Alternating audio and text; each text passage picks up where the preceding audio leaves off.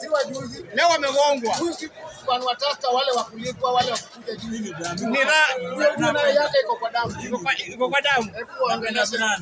Hebu kwanza unafeel aje imepigwa leo? Tuanze tuambie kwanza jina lako. Nasema mimi naitwa Joshua Jombe. Nasema ni bad day in office. Bad day in office.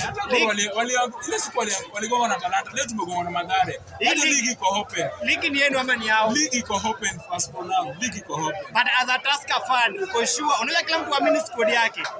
Acha nikwambia brother. Next game tunapiga Ingwe. Tunapiga Ingwe. Tunaongeza 54. Unaingia 54. Kila mtu ashinde 2 games zake sasa hivi. Kila mtu ashinde game zake. Kabisa. Umeona Boni amekuangalia. Boni mbona umemwangalia hivyo? Muangalia kwa sababu kwanza 2011 Kwaro sisi ndio tunachukua. Kwaro wanachukua 2, Tusker wanachukua 1.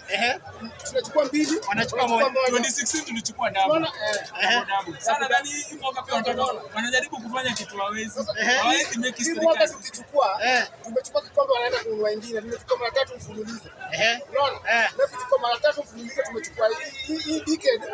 Tumechukua karibu mara 3. Mara 3. Wanaenda kununua cup nyingine. I know it's true. On record.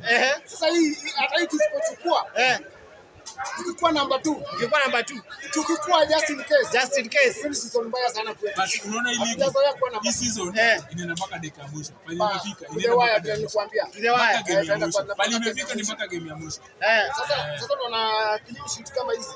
Sasa idia pale mbele. So strikers ndio changamuke, defense iko ukuta. Sasa itakuwa hivyo.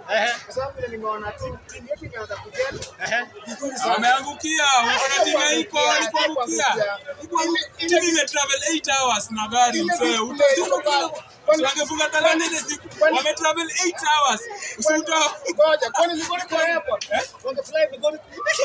Timu iko na tuseme wamechoka kwa gari 8 good hours. Wametravel.